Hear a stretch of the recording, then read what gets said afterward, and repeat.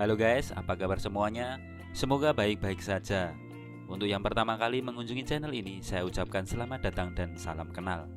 Jangan lupa klik tombol subscribe agar bisa mengikuti video terbaru dari channel ini.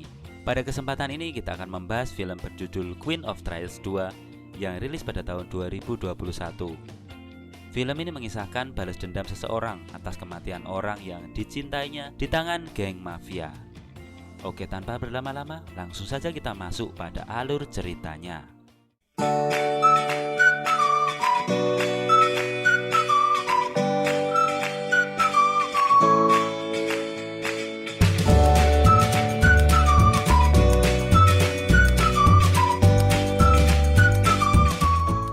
Pada awal film ini mengisahkan kehidupan Hong Kong pada tahun 1970, di mana Hong Kong masih di bawah kekuasaan Inggris. Korupsi merajalela di mana-mana. Tokoh dunia bawah berada di bawah naungan polisi asing. Karena itulah prostitusi, perjudian, dan perdagangan narkoba bisa dinikmati sesuka hati, membuat tempat itu menjadi sangat kacau. Pada saat itu ada satu restoran unik yang beroperasi di lingkungan kumuh, yaitu restoran TG. Selain harganya yang murah dan rasa yang enak, restoran ini mempunyai keistimewaan lain, yaitu memperkerjakan mantan narapidana yang dipenjara karena tidak bersalah, agar mereka bisa memulai masa depan yang baru. Dan jika ada ketidakadilan yang menimpa lingkungan sekitarnya, TG, sang pemilik restoran, akan menegakkan keadilan demi mereka. TG ini memiliki suami bernama Tian Chu, yang merupakan pendiri restoran ini. Namun sudah lama meninggal akibat dibunuh oleh geng mafia yang diketuai oleh Wan Tianying. Kelompok Wan Tianying menembak Tian Chu dan menabraknya dengan mobil. Pada suatu hari, para tamu di restoran TG saling membicarakan desas-desus tentang penjahat yang suka memburu gadis-gadis yang muda dan cantik. Mereka menjuluki penjahat itu dengan sebutan iblis genit. Mereka juga memperingatkan pegawai restoran TG yang rata-rata muda dan cantik untuk berhati-hati. Malam itu, salah seorang pegawai TG pulang kerja larut malam. Ketika melalui jalan yang gelap dan sepi, dia merasa ada seseorang yang mengikutinya. Ketika dia melepas pakaian dan akan mandi, ada seseorang yang mengintip dari lubang jendela. Menyaksikan tubuh wanita itu tanpa busana membuat pria itu sudah tidak tahan lagi. Maka dibukanya pintu kamar mandi. Namun, sekumpulan pria langsung memukuli pelaku. Ternyata TG dan anak buahnya sedang melakukan penjebakan untuk menangkap para pria yang suka melakukan tindakan cabul kepada para wanita akhir-akhir ini. Pelaku kemudian diikat dengan tali dan dilemparkan dari balkon. Sampai saking ketakutannya, dia pingsan. TG berpesan agar pelaku digantung sampai pagi dan berharap esok pagi para wanita yang menjadi korbannya membawanya ke kantor polisi. Di waktu yang lain, seorang mantan narapidana bernama Xiao Baoxi mencari TG. Saat itu TG sedang keluar. Salah seorang pegawainya menyuruhnya menunggu sambil minum teh. Salah satu pegawainya itu menanyai Xiao Bao latar belakangnya apa. Karena narapidana dengan latar belakang pembunuh dan pengedar narkoba tidak diterima bekerja di tempat itu. Xiao Bao malah lari meninggalkan tempat itu. TG akhirnya mencari Xiao Bao dan menyuruhnya menceritakan apa masalahnya. Sebelum masuk penjara, Xiao Bao memiliki pacar yang cantik bernama Xiao Ying. Nah, karena kakak pacarnya tidak mampu membayar utang pada Wan Tianying, yaitu ketua geng mafia kota itu, pacarnya itu dibawa oleh geng mafia untuk dijadikan pelacur di sebuah rumah bordil.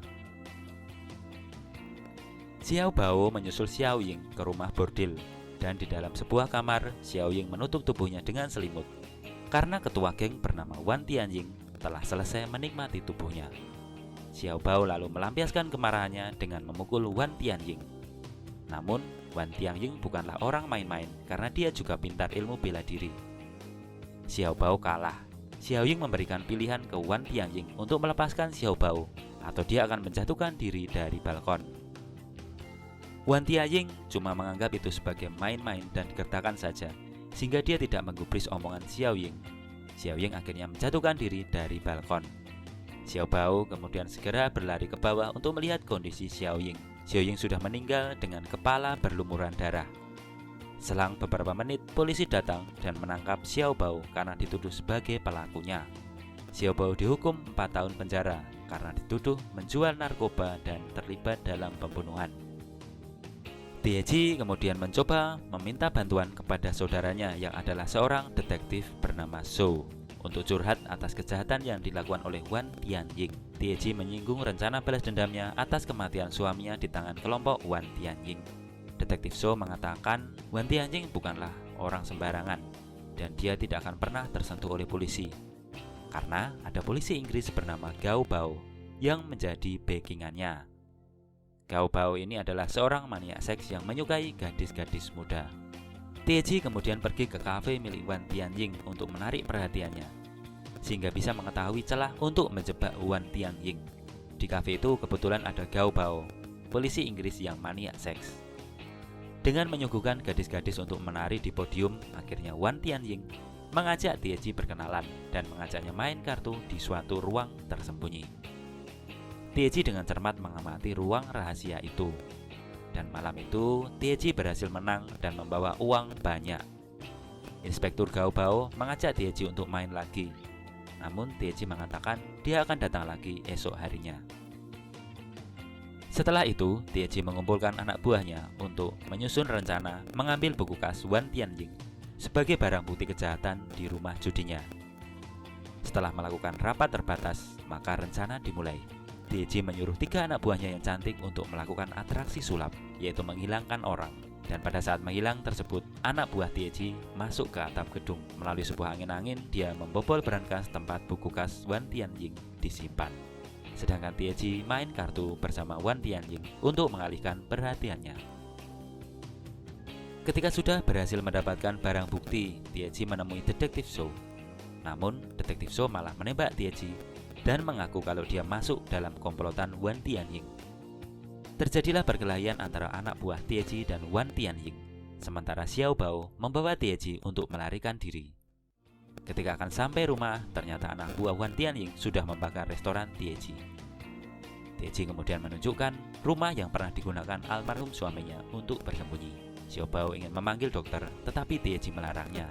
Tieji malah menyuruh Xiao Bao membiusnya dan mengeluarkan peluru di punggungnya. Akhirnya peluru berhasil dikeluarkan.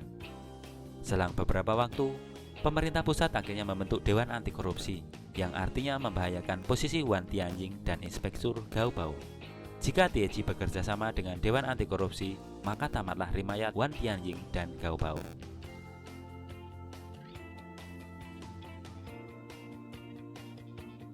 Malam itu, salah satu gadis bawahan Tieji menggoda Inspektur Gao Bao di kantor polisi. Dan dia mengaku tidak punya pekerjaan. Melihat gadis muda cantik di hadapannya, Inspektur Gao Bao langsung menawarkan diri untuk merawatnya. Padahal itu hanyalah sebuah trik untuk menjebak Inspektur Gao Bao. Gadis itu menawarkan Inspektur Gao Bao untuk minum teh di rumahnya. Ketika Inspektur Gao Bao mulai melancarkan misinya dan lengah, muncullah teman-teman sang gadis dan mengabadikan kejadian dengan kamera. Setelah kejadian itu, anak buah Tieji menyamar menjadi polisi dan menangkap detektif Zhou. Mereka membawa Inspektur Gao Bao dan detektif Zhou ke sebuah studio untuk menginterogasi mereka dan merekam pengakuan mereka dalam bentuk video. Setelah video pengakuan mereka selesai, Tieji melaporkan kejahatan mereka kepada Dewan Anti Korupsi, sehingga Inspektur Gao Bao dan detektif Zhou langsung ditangkap.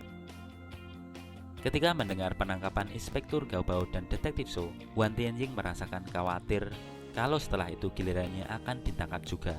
Maka ia mengemasi uang tunainya dan berniat melarikan diri ke luar negeri. Saat akan meninggalkan rumahnya, Tieji bersama anak-anak buahnya sudah menunggu di depan rumah. Tieji memberi kesempatan Xiao Bao untuk membalas dendam pertama kali, dan terjadilah perkelahian antara kedua kelompok itu. Namun Wan Tianying berhasil meloloskan diri dengan membawa 1 tas uang tunai. Dengan menyebar uang tunai di jalanan, dia berhasil menghindari kejaran Xiao Bao. Setelah berhasil lolos, Wan Tianying menghabiskan waktunya di rumah bordil. Dia memesan semangkok sup sirip hiu, makanan terenak pada zamannya. Dengan lahap dia makan, namun setelah beberapa saat dia merasakan ada yang tidak beres dengan makanannya. Panas mulai terasa di bagian perutnya. Ternyata Tieji sudah bekerja sama dengan pemilik rumah bordil dan menaruh racun dalam sopnya. Wan Tianying mencoba keluar dari kamar, Ketika pintu dibuka, Tieji bersama anak buahnya sudah ada di dalam ruangan. Semua orang di sana sudah membawa senjata tajam untuk menyerang Wan Tiangying. Salah satu orang maju ke depan mengacungkan goloknya, dan saking ketakutan, Wan Tiangying mundur ke pojok di mana di sana ada sebuah jendela. Dan karena terpojok, Wan Tiangying terpeleset jatuh dari balkon dan meninggal di tempat. Peristiwa ini sama persis dengan meninggalnya Xiao Ying, dan akhirnya balas dendam Xiao Bao terwujudkan. Film ini ditutup dengan perayaan syukuran atas dibukanya kembali restoran Tieji. Sekian alur cerita hari ini, sampai jumpa di lain kesempatan dan salam sehat.